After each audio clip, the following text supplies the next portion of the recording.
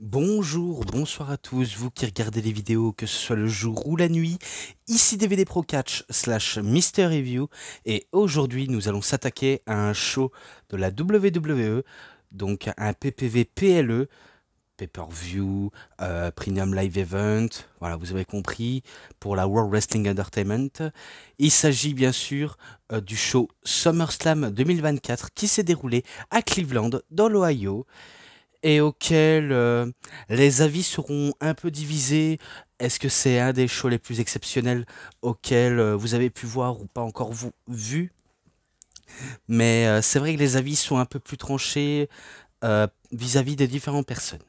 Moi, j'avais quand même aimé, mais à un petit détail près, il y avait une toute petite déception, mais sinon, j'avais quand même apprécié le show, tout de même si le booking en soi-même n'est pas parfait.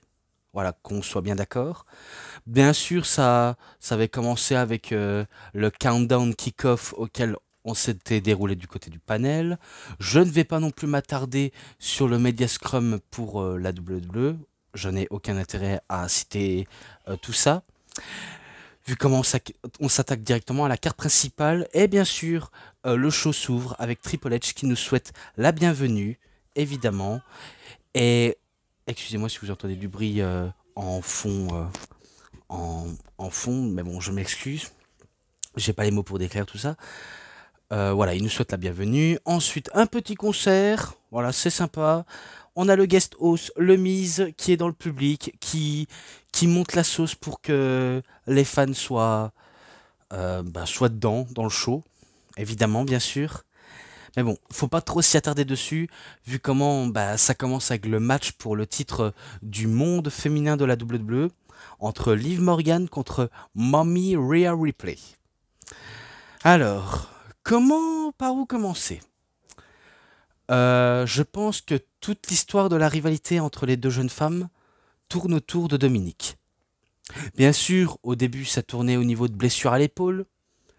Rhea Ripley avait blessé Liv Morgan, et Liv Morgan a blessé Rhea Ripley.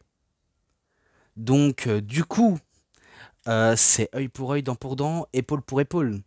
Mais également, ça éclipse un peu le côté blessure qui met place aussi en genre de triangle amoureux entre Rhea Ripley et Dominique, qui est un peu une histoire à sens unique ambigu, mais également Liv Morgan avec qui il a eu une petite relation à l'écran.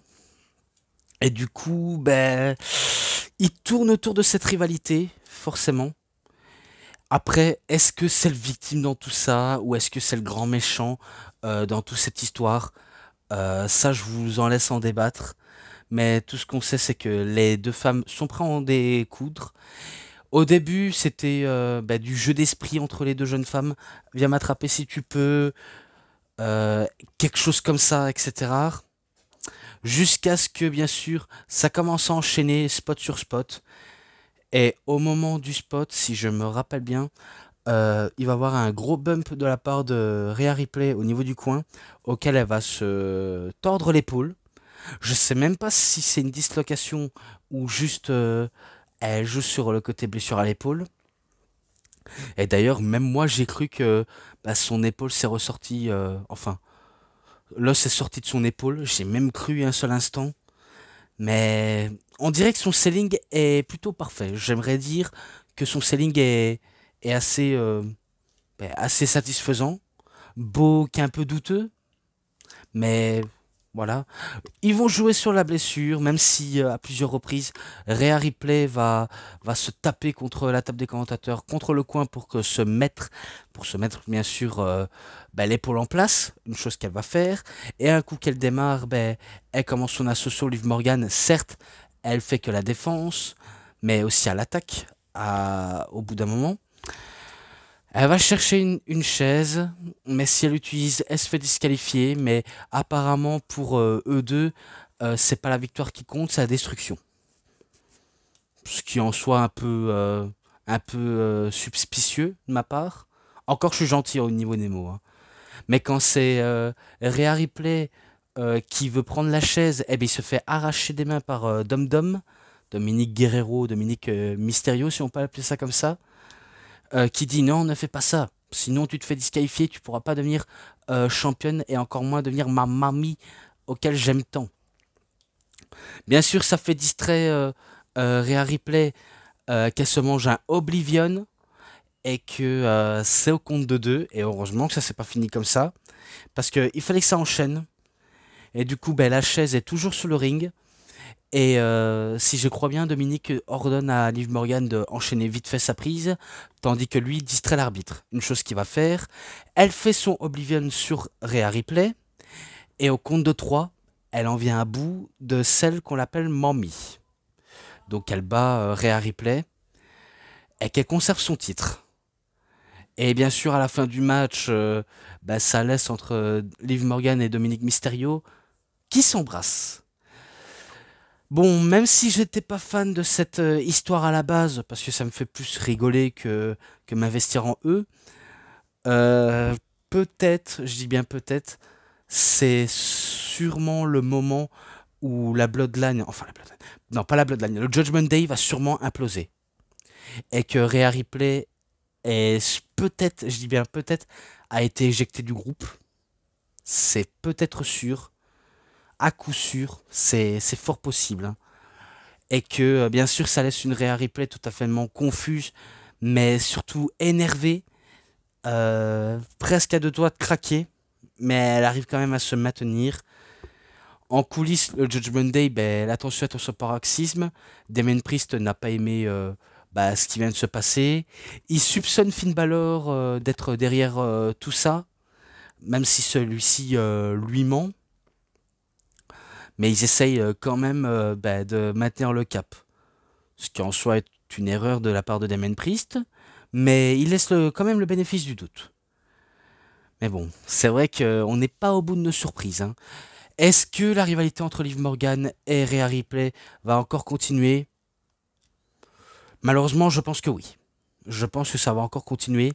Je le vois comme ça des kilomètres. C'est sûr et certain. Mais bon, match suivant. Celui-là, il faut que j'essaie d'être plus court entre ce match-là. Braun Breaker contre Sami Zayn pour le titre intercontinental de la WWE. Alors, vu l'erreur qu'a fait Braun Breaker l'année passée, non pas l'année passée, qu'est-ce que je raconte? Le mois passé à Money in the Bank, il tenait à se rattraper de son erreur parce que la dernière fois auquel ben, il a fait une erreur, ben, il a trop pris de haut Sami Zayn, il l'a un peu sous-estimé et, et malgré son arrogance, eh ben, il a quand même perdu le match parce que ça venait de lui et de sa prétention arrogance auquel j'en passe des mots, mais que cette fois-ci, il voudrait pas commettre une erreur. Alors que Sami Zayn, peu importe le bénéfice du doute envers Braun Breaker, il est prêt à chaque moment de remettre son titre en jeu et de corriger le gros chien, même s'il est en mode Survivor. Parce que le but, c'est pas éviter, enfin, c'est pas le seule chose de se faire attraper par Braun Breaker, c'est plutôt ben, essayer de survivre face à lui. Avant que je vais droit à l'essentiel, je vais un peu couper. Donc malheureusement, il faut que je le fasse parce que j'ai besoin de m'hydrater. Donc je repoursuis au match entre Breaker et Zayn.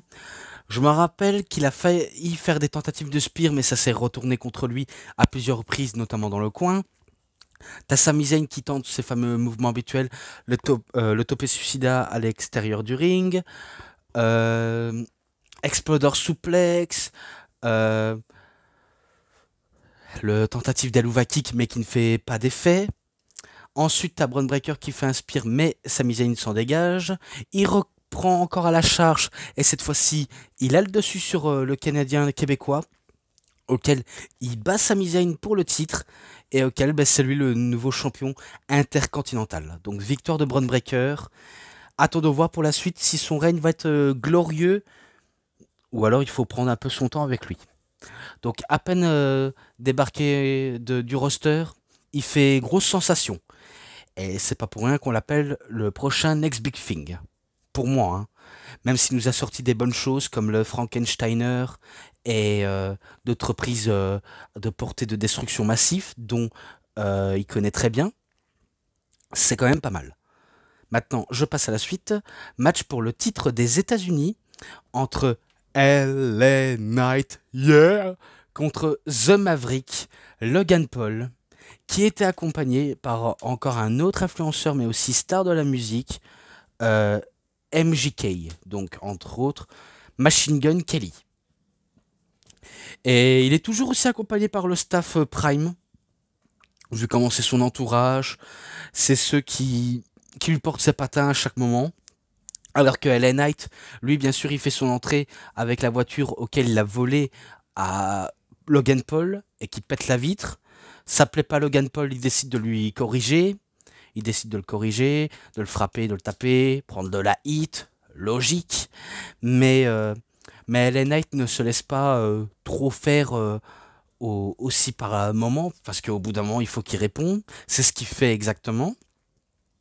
Et qu'il parvient quand même à maîtriser ben, même les forces spéciales de Logan Paul, même si, encore une fois, c'est encore un bien gros mot, assez random. Mais ce sont des gars de Logan Paul auxquels ils sont prêts à se salir les mains pour lui. Tout en avertissant Machine Gun Kelly de ne pas intervenir, sinon lui aussi il allait subir le même sort. Des mains de la méga star. Donc il détruit Logan Paul, mais après Logan Paul, il revient quand même en force et en ne prouvant à chacun de ses haters que, que ses prouesses athlétiques euh, dépassent, dépassent le buzz au niveau du catch. C'est pas le bon terme auquel j'essaie de choisir, mais j'essaie de comme je peux. Même si l'humain est détestable, en tant que performeur sportif de haut niveau, il ne cesserait jamais de m'impressionner. Même si, encore une fois, on n'est pas fan de ses actions putrides. Parce qu'il tentait les splash, les lucky punch, auxquels ça a failli faire son effet. Mais heureusement que LA Knight se relève à chaque de ses tentatives de manœuvres auxquelles il a failli tenter d'avoir la victoire. Heureusement. Ensuite, eh bien, il a besoin de l'aide, mais sauf que ses hommes de main sont à terre. Il demande à Machine Gun Kelly de donner le coup de poing américain qu'il avait détenu sous son cou avec la chaîne. Bien sûr, il va le prendre. Il va lui asséner un coup de poing américain qui, normalement, doit faire sonner euh, les, les cloches au niveau du crâne de enfin, de LA Knight pour qu'il soit à terre. Mais ça ne s'est pas passé comme ça.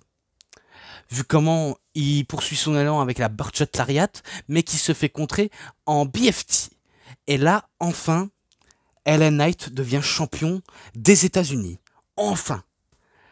Enfin, parce que je sais pas combien de moments que la WWE a essayé bah, de, de tuer la hype dans l'œuf de LA Knight. Parce que quand tu as une fanbase et quand tu as des gens qui te soutiennent, même si t'es pas forcément le projet, capitalise dessus. Et, euh, et heureusement qu'il est devenu enfin champion, parce que vous imaginez, s'il perdait encore contre Logan Paul, ça aurait été un peu catastrophique pour moi. Hein. Je vais vous dire pourquoi. Certes, Logan Paul a mené un combat très rude envers LA Knight ou envers n'importe qui, mais c'est un champion absent. C'est un champion absent, même si encore une fois, c'est pas un catcheur trop investi chaque semaine, si vous voyez ce que je veux dire. Mais c'est toujours un champion absent par timer. Et ça, pour certaines personnes, ça saoule. Même si j'entends dire que la WWE est satisfait du règne de Logan Paul, nous, en tant que fans, on n'est pas d'accord, vu comment, si ça leur convient à eux, tant mieux, ça leur fait du buzz, ça leur fait de l'argent, mais ça ne nous convient pas. Parce que c'est pas le meilleur règne de titre des États-Unis au monde. Au contraire. On sait que le gars n'est jamais là parce que c'est un entrepreneur, c'est un sportif, c'est un boxeur, c'est un chanteur, c'est un youtubeur, c'est un acteur, c'est un ci ou là. Bref, il fait du business à côté, certes, mais il n'est pas investi à plein temps. Et c'est ça le problème avec Logan Paul. Et du coup, je pense que donner la victoire à la bonne personne, ce serait beaucoup plus logique. Comme avec Braun Breaker, c'était logique de le faire gagner, vu comment il a commis une erreur le mois passé, il fallait rattraper l'erreur. Du coup, je trouve ça judicieux. Et maintenant, pour LA Knight, espérons qu'ils vont capitaliser dessus et en faire un champion assez mainstream, toujours présent. Vu comment on sait que LA Knight est toujours présent et pas Logan Paul. Mais bon, c'est victoire de LA Knight, on laisse poser. Le match suivant, c'est pour le titre féminin de la WWE. Tout à l'heure, c'était le titre du monde féminin. Maintenant, c'est WWE féminin. Entre la reine Nia Jax contre Bayley. Alors, tout ce que je sais, c'est que le règne de Bayley n'a pas été trop ouf, malheureusement. Pourtant, c'est une bonne championne, c'est une bonne catcheuse, hein. Mais son règne s'est un peu estampillé, malheureusement. Et que ça se laissait un peu ressentir, alors que Nia Jax avait remporté le titre du Queen of the Ring pour s'approprier un match pour le titre, auquel elle a réussi à faire. Et que sans le vouloir, elle arrive à créer un petit engouement avec Tiffany Stratton qui la considère un peu comme sa Barbie personnelle. Ouais, ok, ça pourrait le faire. Et auquel dans le match, certes, ça s'est un peu déroulé lent mais méthodique, parce qu'il faut dire, Nia Jax, certes, elle a un côté très dangereuse au niveau in-ring, mais quand il s'agit de faire un peu les choses bien, même si c'est lent, le reste, j'ai rien à dire. Vraiment, clairement, rien à dire. Même si, encore une fois, c'est pas oufissime, hein. Je vais pas vous le mentir. Ils nous ont sorti des bonnes choses, hein, notamment Bayley. Les belly to belly suplex, descente du coup, tentative de Rose Plant. Alors que Nia Jax, c'est Samoan Drop. Il a sorti quoi encore le Sting Face. Donc, le frotti-frotta sur les fesses de son adversaire. Ça, c'est ce qui m'a un peu marqué. Ensuite, elle a fait son fameux Banzai Drop auquel je ne connais pas le nom de sa prise, vu comment elle a modifié à sa sauce. Mais moi, je préfère Banzai Drop. Et que Bayley se dégage du Banzai Drop. Logiquement, un poids lourd qui effectue ce Banzai Drop face à un champion, c'est défaite assurée pour le champion. Parce qu'un truc pareil d'un super heavyweight, on ne se relève jamais. Mais là, c'était le contraire qui s'est déroulé. C'est c'est pas mal, mais après, c'est pas forcément toujours logique. Je vais pas vous le mentir. Parce que imaginez Yokozuna, cette période-là, qui fait un banzai drop et que une personne se dégage, ce sera assez lunaire rien qu'à y penser. Mais, euh, mais logiquement, on s'en relève pas, logiquement. Elle nous a sorti des choses, clairement des choses, après tous les deux. Je me rappelle que Bayley nous a sorti une powerbomb en maintenant bien à fond Nia Jax. D'ailleurs, c'est assez impressionnant. Même si le public était mort, ils ont enfin réagi à ce mouvement, qui était un court laps de temps, bien sûr. Après que les deux sont à terre et qui sont épuisés, eh ben on a la musique de Tiffany Stratton qui arrive avec sa mallette Money in the Bank avec un arbitre, mais euh, se fait on va dire écarter du match par Bayley, mais que ça permet à Nia Jax de revenir en force avec un Samoan Drop, de tenter un powerbomb et faire encore deux autres Banzai Drop, donc ça en fait trois, pour parvenir à ses fins. Donc victoire de la reine Nia Jax, même si leurs chemins entre Bayley et Nia Jax se sont beaucoup croisés au fil des temps. euh, Peu importe qui gagne, peu importe qui perde, il y aura forcément encore une suite, ou pas d'ailleurs. Et d'ailleurs, leur association entre Tiffany Stratton et Nia Jax est un peu spéciale, je pense, même si c'est fraîchement arrivé récemment. Mais on ne sait pas combien leur association va durer combien de temps. C'est là où je voulais en venir. Mais pour l'instant, on ne sait pas plus. Clairement, on n'en sait pas plus. Mais bon, je laisse poser ici. J'ai pas envie de trop m'attarder dessus trop longtemps. Je passe au match suivant, auquel c'est toujours un match simple, entre Drew McIntyre contre CM Punk et en arbitre spécial, Seth freaking Rollins. Alors, dans la rivalité, on sait que les trois hommes, Drew McIntyre, CM Punk, Seth Rollins, on sait que tous les trois, logiquement, se détestent. Bon après, certes, Seth Rollins et Drew McIntyre se détestent, mais se respectent quand même mutuellement. Mais quelque part, ils partagent une haine si intense envers CM Punk. Et qui le qualifient tous les deux de cancer, de poison, de ce que vous voulez, vu au bordel auquel il avait fait à la EW. Donc certains le considèrent comme ci, comme ça.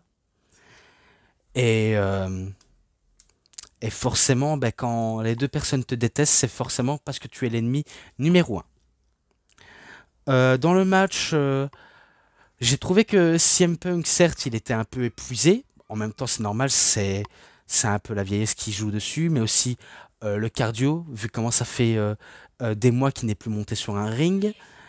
Mais on se rappelle, parce que je me rappelle que sur les réseaux sociaux, il s'est entraîné dans le Performance Center ou dans le gymnase d'Harley Race, la salle de là où Harley Race coachait ses élèves, à mon avis, auquel ben, il s'était entraîné avec les gars de la NXT. Donc il s'est quand même donné à fond, il s'est préparé spécialement pour le match, auquel je trouve que c'est assez judicieux, ce qui est rare pour le souligner. Alors que Drew McIntyre, ben lui, il prépare toute sa haine, toute sa colère à se défouler sur celui qui lui a arnaqué 3 fois. Un WrestleMania 40 auquel il était champion mais on lui a niqué son moment. Le deuxième à Clash at the Castle à Glasgow en Écosse auquel Punk a quasiment coûté son match. Et la deuxième fois en lui coûtant son cash-in lors d'un triple menace entre Seth Rollins et Damien Priest. Donc c'est un truc auquel il a CM Punk en travers de la gorge, il a une dent contre lui, il veut juste le voir souffrir. Quelque part même Rollins aussi, hein, même si avec lui on sait que le délire du rire de Joker, les différents costumes façon Fashion Week, et j'en passe des trucs, on sait que c'est un peu son dada, mais quand il faut partager sa haine avec un autre catcheur, ça, on, on est un peu surpris, voire pas du tout. Est-ce qu'il allait devenir partial ou impartial? Ça, je vous en laisse à vous d'en décider. Même si le match était très intense entre les deux catcheurs, très intense, vu comment Drew McIntyre va quand même lui asséner des violentes atémies et des coups auxquels CM Punk il encaisse mais il se relève. T'as CM Punk qui fait ses manœuvres auxquelles il avait l'habitude de faire il y a plus de 10 ans, même en arrière, auquel il a rien perdu de ses prouesses auxquelles il a toujours gardé dans ses arsenals. Bref, les deux partent à la lutte malgré la haine mutuelle qu'il y a envers l'un et pour l'autre. Bon, après, il y a eu pas mal de tensions dans le match, hein, vraiment pas mal de tensions, et attendez, si je me rappelle bien, quand CM Punk tentait ses prises habituelles, les coups de genoux, les descentes du coude à la manière de Macho Man et le Anaconda Vice, il veut récupérer la perle, enfin, le bracelet en perle où il est marqué le nom de sa femme et Jelly et de Larry, son chien, auquel ça représente tout pour lui, vu comment ça lui implique sa valeur familiale. Mais Drew McIntyre s'en dégage et il sort un Claymore Kick auquel il a failli faire la différence. Pareil pour Punk, quand il a failli faire son Go to Sleep, il a failli faire la différence. Mais rien n'a été fait. Malheureusement, rien n'a été fait. Seth Rollins, qui était arbitre, il veut mener un arbitrage exemplaire, même si c'est assez bizarre de le voir dans cette position-là, car certains ont l'habitude de le voir catcher, mais pour lui, ça ne le dérange pas du fait que ça lui fait divertir de voir deux personnes auxquelles il déteste se s'entretuer. En disant, ouais, allez-y, abattez-vous à l'extérieur, moi je m'installe bien, qui pourrait rapporter du café et des biscuits, je me régalerai qu'à voir ce match. Donc ça, c'est la seule impression auquel j'ai remarqué à propos de Seth Rollins. Tout en faisant son travail, bien sûr. Tout en faisant son travail. Bon, après, au bout d'un moment, il va s'énerver à propos de ces deux rivaux.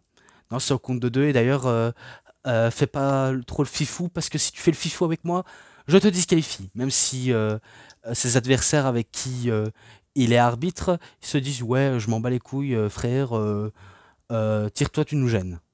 Car on s'amuse bien là où tu n'es pas là. Entre autres. Entre autres.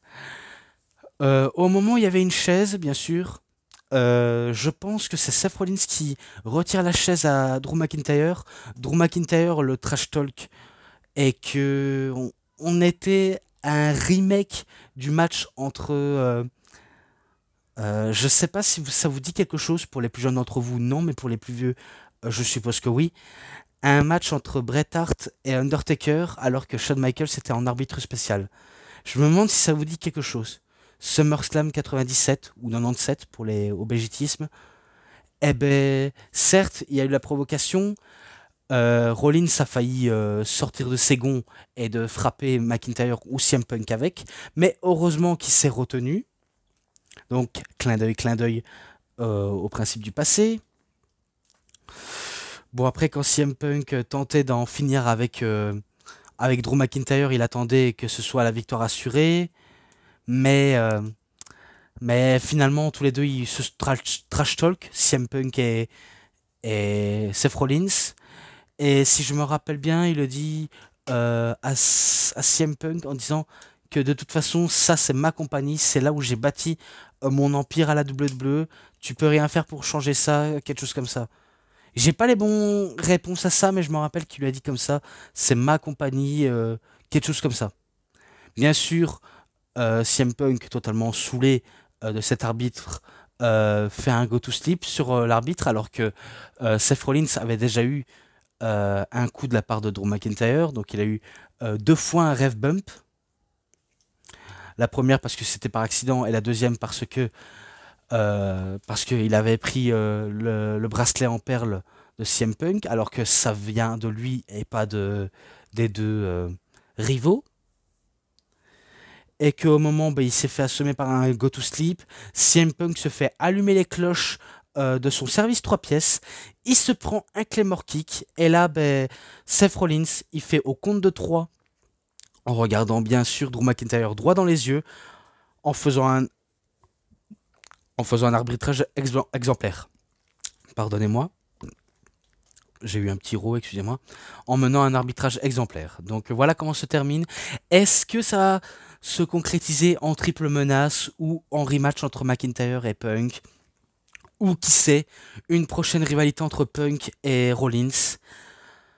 Ça, c'est une rivalité qui est encore en cours, mais on ne sait pas plus que ça. Vraiment, on ne sait pas. Faudrait qu'on suive les semaines qui suivent et se faire son propre avis. Car pour l'instant, on est dans le flou total. Mais bon, on passe à la suite.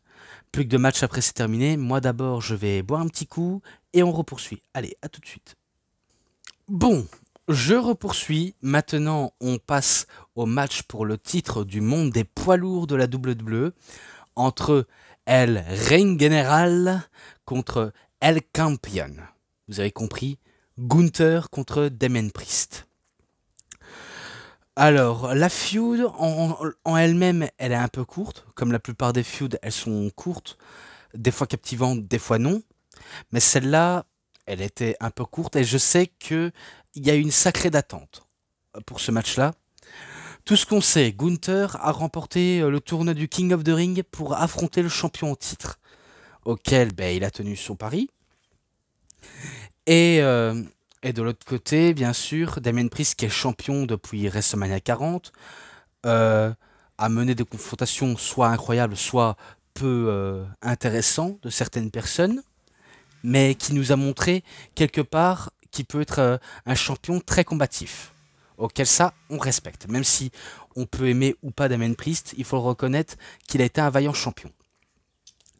Dans cette histoire, on sait que Gunther a tout réussi à la WWE, il a tout raflé même dans le circuit indépendant, même en Allemagne, en Angleterre, j'en passe des coins auxquels il n'y a plus aller et tout raflé. Bref, il a tout réussi dans l'Indies comme à la WWE. Il ne manquait qu'un truc, le titre mondial. Peu importe lequel titre, il aurait peut-être détenu si jamais ça a été fait un jour. Auquel, bien sûr, il va, on va dire, titiller, un peu provoquer Damien Priest en disant que, certes, toi tu viens de la rue parce que Damien Priest disait que certes, il avait vécu très durement dans la rue et que il n'a pas, on va dire, eu la chance qu'il souhaitait faire. Enfin, À part quand le catch lui a sauvé la vie et que maintenant il est au sommet de sa carrière. Alors que Gunther, lui, dit qu'il a eu une très très bonne éducation, qu'il a catché comme un damé, tout en subissant des entraînements très draconiens, de manière germanique. Et que s'il en est là, c'est grâce à ses talents dans le ring. Et auquel il qualifie de Damien Priest et du Judgment Day d'ordure. Ce qui en soi n'est pas tort. Vu comment on sait que le Judgment Day c'est un clan heel, on peut les qualifier d'ordure. Dans le match là, c'était intense. Je vais pas vous le mentir, c'était intense entre Gunther et Damien Priest. Certes, c'est un combat de deux grands monsieur qui veulent en découdre, mais très impressionnant. Surtout quand Gunther, il va saigner au niveau du pec suite à un violent atemi de la part de Damien Priest, qui nous prouve à quel point il sait aussi jouer avec les atemis, même si encore une fois, Gunther c'est un spécialiste des violents atemis. Vu comment quand il fait un atemi, c'est très très stiff, hein. On va pas vous le mentir. Dans ces cas-là, il y a eu tellement de choses auxquelles, certes, j'essaie de dire de profit par rapport au match que je vois, mais il y a tellement trop de choses à dire, je vais pas vous le mentir. Il y a eu des moments forts, des moments d'éprises, euh, même des moments de punition, hein. Quand Damien Priest revenait en force, Gunther le calmait avec des violents chops. Il le punit jusqu'au bout. Il le punit jusqu'au bout. Même s'il y avait Finn Balor qui arrivait pour, entre autres, encourager son ami, son, entre guillemets, chef, même s'il se fait, on va dire, atomisé par la grosse botte du général du ring. Il continue sa montée en punition, mais ça force Damien Priest à revenir en force, partir en striking avec des coups de pied karaté et j'en passe des moves. Donc ça le laisse un peu dans un état de transe. Tenter un reckoning, pourquoi pas tenter le Razor's Edge, auquel ça n'a pas passé au début, enfin, si ça a passé. Et il tente son Son of Evil Shockslam, auquel il effectue, mais au moment où Damien Priest effectue le tombé, j'allais dire une connerie, mais Damien Priest effectue le tombé sur Gunther, alors que Gunther était déjà très près des cordes. Il y a Finn Balor qui met la jambe de Gunther sur la première corde. Et là, bien sûr, Damien Priest, il regarde le replay pour voir ce qui s'est passé. Et là, coup de théâtre, Finn Balor vient de trahir Damien Priest. Et je suppose que c'était ça son plan depuis, je sais pas moi, depuis quelques mois. Peut-être parce qu'il est jaloux du succès de Damien Priest en tant que champion du monde. Qui sait? Est-ce qu'il se sent un peu délaissé de côté depuis que c'est plus lui le chef de Judgment Day et qui veut récupérer sa place en tant que chef, celui qui dicte les règles? Mais pour l'instant, on ne sait pas, hein. Peut-être ce serait pas déconnant de le voir en tant que chef. Bon après, suite à ce mouvement, il y en a qui diront que c'est stupide de sa part, parce que s'il voulait avoir un match contre Damien Priest en tant que champion, il aurait demandé. Mais sauf qu'il l'a pas fait. Il a préféré de jouer la carte du coup de pute. Et du coup, il a trahi Damien Priest de manière un peu stupide, mais que ça prouve à quel point le Judgment Day pourrait s'imploser. Bon après, sur une nouvelle ère Judgment Day 2.0, auquel les fans en ligne s'affolent en disant c'est fort possible, d'autres qui disent que c'est sûrement peut-être la fin. Pour l'instant, on n'en est pas sûr. Donc, bien sûr, Damien Priest au début ne comprenait pas, mais maintenant il réalise qu'ils viennent de trahir. Mais il se fait encore punir par Gunther, qui assène des coastlines, des powerbombs, un slipper. Mais sauf qu'il réussit quand même à s'en sortir en attaquant, bien sûr, Gunther, et tout aussi en attaquant Finn Balor, mais il se fait quand même calmer. Et là, en ultime slipper, il aura perdu connaissance et il perd par soumission technique. Donc, Finn Balor a trahi Damien Priest, et Damien Priest a perdu son titre des mains du El Ring General Gunther. Donc c'est Gunther, le nouveau champion du monde poids lourd de la WWE. auquel, sous le papier, c'est pas déconnant de voir Gunther champion. Peut-être que c'est le premier Autrichien à devenir champion du monde de l'histoire, comme ça aurait été un premier Allemand, un premier Français, un premier Italien, un premier... je ne sais pas quelle origine. Bref, vous avez compris. Mais qu'en soi, certes, la décision de Finn Balor était un peu stupide, ou alors on le sentait peut-être venir parce qu'on avait des doutes vis-à-vis de ses capacités à faire confiance à Damien Priest ou à Rhea Ripley. Mais vu comment il veut reprendre sa place dans le groupe pour prouver à quel point il peut faire beaucoup mieux et que c'est lui qui doit reprendre les rênes, tout en évinçant Rhea Ripley et Damien Priest, je pense qu'on va aller dans cette direction-là. Donc les deux se sont fait écarter du groupe. Sûrement, hein, c'est sûrement possible. Hein.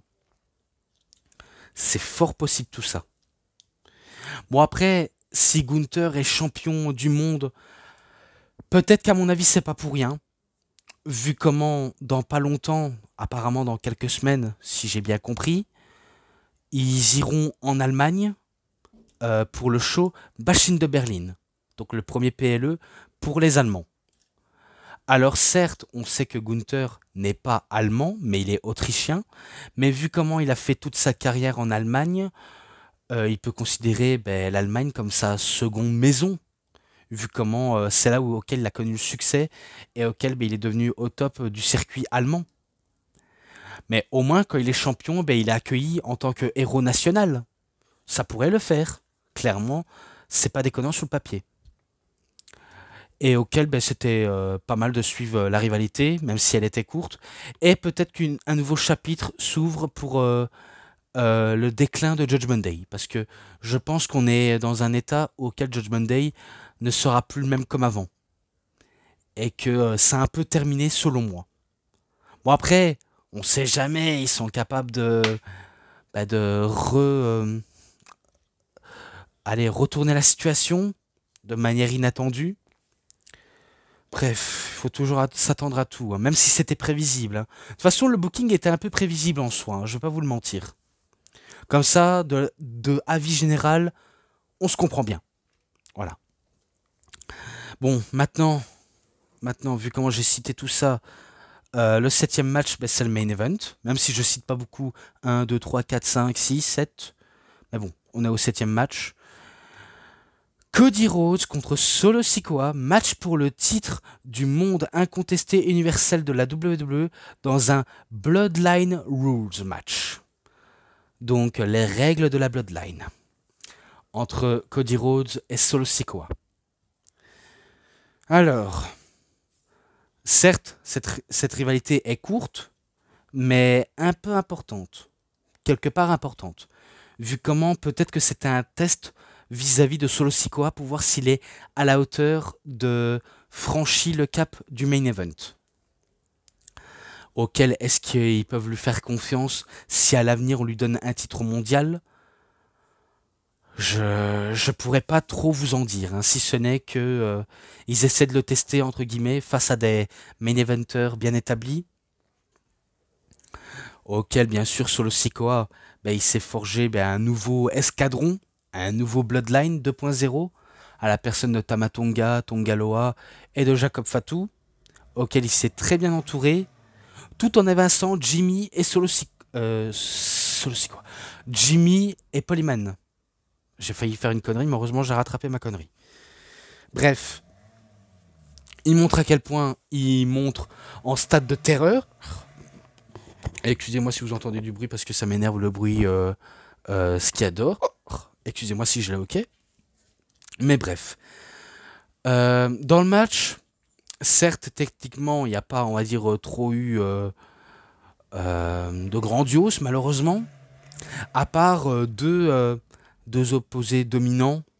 Par exemple, on peut s'investir au héros, le chouchou des fans qui est Cody Rhodes, et le méchant public numéro 1 qui est Solo Sikoa, auquel il montre à quel point il est intraitable et qu'on ne l'enterre pas si facilement, et que pour prouver à ses détracteurs auxquels ils valent mieux que Roman Reigns, entre les guillemets, il prouve à quel point il peut tenir tête face au champion. Dans le match, ils ont sorti des prises comme des objets, finalement. Des chaises, des escaliers en acier. Et le reste, je m'en rappelle pas trop. Mais au moment où Solo Sikoa était prêt à dominer, ben, il se fait, on va dire, couper l'élan par Cody Rhodes, qui assène ses fameuses prises habituelles. Même sortir un genre de moonsault crossbody, vu comment avant il effectuait un magnifique moonsault, mais maintenant il sait plus faire le moonsault dignement comme avant, alors qu'il en est capable. Mais ça fait son effet. Certes, c'est pas très euh, esthétiquement beau, mais c'est pas déconnant l'idée de sortir un moonsault crossbody du fait que ça passe. Voilà. Et au moment où il était prêt à en finir le match avec un premier crossroads, il se fait attaquer par Tamatonga Tongaloa, qui le tabasse, mais il est sauvé par la musique de Kevin Owens et surtout de Randy Orton. Alors certes, dans l'histoire, ils se sont fait agresser violemment par la Bloodline, mais de les voir débarquer, j'avoue, ça casse un peu l'ambiance et ça casse le suspense, parce que je trouve que voilà, on sait qu'ils sont là chaque semaine, Orton et Owens, c'est pas fou. À part qu'ils viennent aider Cody Rhodes dans sa montée à se venger de la Bloodline, un peu comme Liv Morgan voulait se venger de Rhea Ripley et de mener une vengeance, enfin sa quête de vengeance pour réussir son objectif. Entre autres, hein, je dis bien ça, entre autres. Hein. Même si j'ai pas su le dire au début, je rattrape ce que je voulais en dire, même si ça m'échappe ce genre de réponse. Bon, il est tabasse, il est fait éjecter les deux troubles faits, même si après il se fait allumer par Jacob Fatu, qui allume Cody Rhodes, et qui nous sort des prises de voltige assez loufoques, notamment un Whisper in the Wind, un peu à la manière de Jeff Hardy, qui est assez impressionnant de voir Jacob Fatu, le loup-garou samoan, effectuer un manœuvre alors que malgré sa corpulence, on se dit putain, il n'est pas capable de faire ça. Eh ben, il nous prouve le contraire, il arrive à faire ça. Hein. Et là, je me dis, c'est sûr que Jacob Fatu, on dirait qu'il est à l'aise en utilisant de la voltige, alors que c'est un super poids lourd, mais il s'envole comme un voltigeur. Assez étonnant. Bon, après le Whisper in the Wind, eh ben, il tente une prise de Christopher Daniels en faisant le BME, le Best Moonsault Ever, qui touche la cible sur Cody Rhodes. Et là, je me pose une question. En vrai, si le match aurait eu lieu entre Jacob Fatu et Cody Rhodes, ça aurait pas été mauvais de les mettre en affrontement tous les deux. Clairement, parce que il y en a qui pensent que Jacob Fatu est meilleur que Solo Sikoa de manière in-ring. Ça, c'est un débat auquel je peux pas trop y répondre parce que il y en a qui défendraient l'un et l'autre, donc je pourrais pas donner mon avis sur ça. Mais au moment où où Jacob Fatu met Cody Rhodes sur la table des commentateurs, eh ben, il effectue le splash. Et au moment où il effectue le splash auquel il a touché la cible, il vend une blessure à la jambe. Et là, on se dit, est-ce qu'il vend ou alors est-ce qu'il a réellement mal? Parce que c'est assez confus. Hein. Certes, il a fait à plusieurs reprises les splashs sur la table des commentateurs, mais il n'a jamais subi une blessure lourde. Donc pour l'instant, je pense que c'est peut-être du kayfabe ou plutôt mal arrivé. C'est assez dur à le dire. C'est un peu comme avec Rhea Ripley quand elle s'est tordu l'épaule. On sait même pas si c'est vrai ou, euh, ou du cinéma. Voilà, on va dire ça comme ça. Mais il ordonne à Solo Sikoa en disant allez, vas-y, continue le travail, fais-le. Donc il effectue le splash à son tour. Tentative de Samoan Spike contrée par un Crossroads auquel ça va pas, on va dire, passer. Et auquel il se relève Solo Sikoa. Et aussi il effectue un Cody Cutter. Et au moment où les deux sont au sol et qui sont à bout de souffle, la musique de Kaka qu'on connaît tous très bien, The Original Tribal Chief, l'original chef de tribu, Head of Table, Roman Reigns est de retour. Oui, Roman Reigns est de retour à SummerSlam. Et vu comment il a tout suivi à travers sa télé dans son île de la pertinence, les différents projets que Solo Sikoa a fait au fil des mois, parce que faut le rappeler, Roman Reigns, depuis avril, lors de WrestleMania 40, on l'a plus vu. Plus du tout vu. Vu comment il avait préféré de prendre une longue pause de quelques mois. Et du coup, il a suivi l'évincement de Jimmy Uso dans la Bloodline et l'évincement de Paul Heyman, auquel il a même entendu dire que Solo Sikoa a déclaré une guerre ouverte contre lui. Donc ça le force à sortir de sa semi-retraite, entre guillemets, de revenir au ring, de corriger ses comptes avec Solo Sikoa, notamment avec un Superman Punch et un Ultime Spear, tout en regardant Cody Rhodes droit dans les yeux, en disant « Certes, tu n'es plus mon ennemi, mais j'ai loin de terminer mon histoire avec le titre, avec toi. C'est peut-être pas aujourd'hui ni demain, mais j'en ai l'envie. Mais pour l'instant, je te laisse finir le travail. » Donc ça, c'était le jeu de regard qui en dit long. Même si Cody Rhodes n'a pas, on va dire, forcément trop confiance en Roman Reigns, parce qu'il le voit sortir du ring, et il chope Solo Sikoa en position du Crossroads pour la victoire, tout en regardant Roman Reigns droit dans les yeux. Alors, prochain affrontement, ou juste un petit avant-goût de ce qu'on a pu apercevoir? Que des choix. De toute façon, dans la plupart des matchs auxquels j'ai cité, il n'y a que des choix possibles, et même des choix de scénario, que des choix possibles. Tout est question de choix. Mais entre Roman Reigns et Solo Sikoa, certains spéculent que ça pourrait arriver soit à Bash in de Berlin, ou bien sûr, à Bad Blood. L'un des deux shows à choisir, ça, ce serait les fans qui ont leur propre avis, qui veulent voir dans un tel show, ou alors ce sont les scénaristes en eux-mêmes et ceux qui bookent le show, donc c'est eux qui ont le dernier mot après un point c'est tout. Et nous on se contente de suivre tout ça, toute cette histoire. Mais en tout cas, certes, il y avait un peu de la sous-estimation de la part de Solo Sikoa dans ce type de match, mais aucun doute par rapport à Cody Rhodes, quand il nous prouve à quel point c'est lui le héros ultime suprême de la WWE, alors que le visage de la WWE, Roman Reigns, vient d'effectuer un face turn magistral. Parce que là, on peut dire, il devient maintenant un face, donc un gentil. Certes avec un comportement de méchant, de bête sauvage, mais un gentil quand même. C'est ça à souligner et à noter dans ce show SummerSlam.